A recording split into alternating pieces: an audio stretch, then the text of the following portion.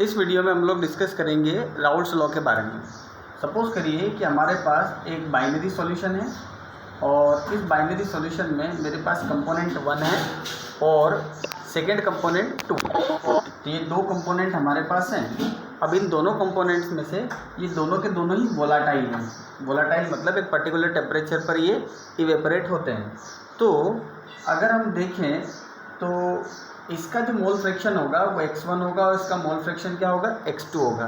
तो Raoult's law जो statement देता है वो ये है कि for a solution of volatile liquids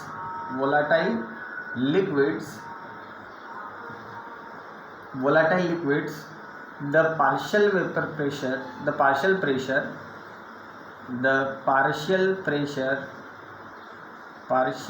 pressure of component, whether it is 1 or 2, the partial pressure of component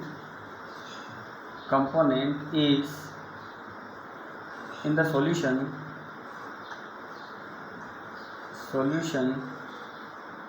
is directly proportional or not required here in the solution.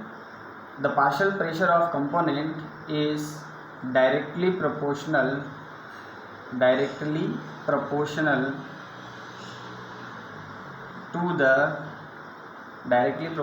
to the mole fraction present in the solution. Mole fraction of its like this. If we talk about component 1, then mole fraction of component 1. If we talk about mole fraction component 2, then mole fraction of 2. Mole fraction present in the solution. Student ये हो गई इसकी statement, the partial vapour pressure of component. तो partial vapour pressure अगर component 1 का mention करें तो partial vapour pressure of component 1 is directly proportional to its mole fraction. If we remove this probability sign, we put a constant and like this. So mole fraction, partial pressure is directly proportional to the mole fraction of component 1. If we remove this probability sign, we put a constant P01 x1. Here P01 is initial vapor pressure, original vapor pressure of the solution component 1. Now similarly also the partial vapor pressure of 2 is directly proportional to x2.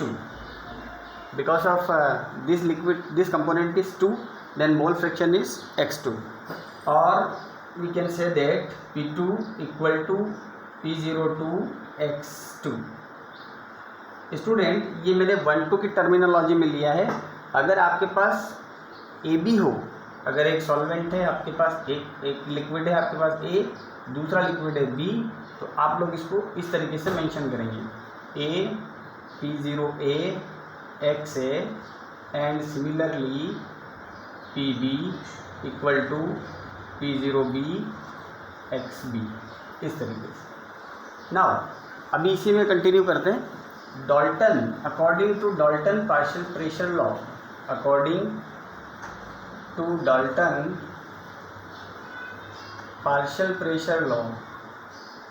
partial pressure law, Dalton का partial pressure law क्या बोलता है? तो बोले P total जो होगा, जितने भी कंपोनेंट हैं उसके, उन सारे के वेपर प्रेशर की सम के इक्वल होगा। जितना भी प्रेशर, टोटल प्रेशर जो आया है इसका, तो हमारे पास यहाँ पर दो कंपोनेंट हैं P1 प्लस P2, और इसी इक्वेशन में इन दोनों को भी हम पुट कर दें, और अगर पुट करें तो पी टोटल जो होगा हमारे पास वो आएगा P1 की जगह P01 x1 plus P02 x2।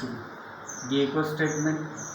अब यहाँ पर हमारे पास दो कंपोनेंट है और मोल फ्रैक्शन का जो फंडा है वो ये है कि अगर हमारे पास जितने भी कंपोनेंट हो उन सारे कंपोनेंट के मोल फ्रैक्शन को अगर सम किया जाए तो कितना आता है, 1। Suppose we have 2 component x1 and x2, so which is always equal to 1। और चाहे यहाँ 10 कंपोनेंट हो, सभी के मोल फ्रैक्शन का सम क्या होगा, हमेशा यूनिटी इक्वल होंगे, 1 होगा। तो यहाँ पर अगर मैं x1 और x2 को इस कंडीशन में लूँ, but x1 plus x2 equal to 1, और we can say that x1 equal to here x1 equal to 1 minus x2.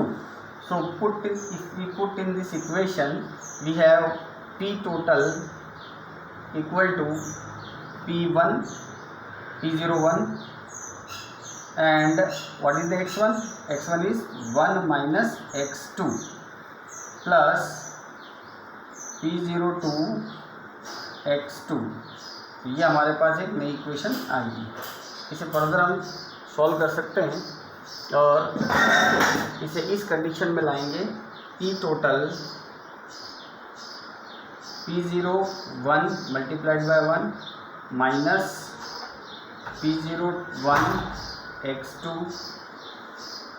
And plus P02 x2। This is the Raoult's law for volatile liquids, two volatile liquids. ये Raoult's law है। अब अगर इस जो solution है हमारे पास, इसमें दोनों ही कंपोनेंट वोलाटाइल थे, अगर हमने ऐसा सॉल्यूट डाला है जो कि नॉन वोलाटाइल हो, तो ये स्टेटमेंट फिर से चेंज हो जाएगा। ये कैसे होगा, चलिए देखते हैं।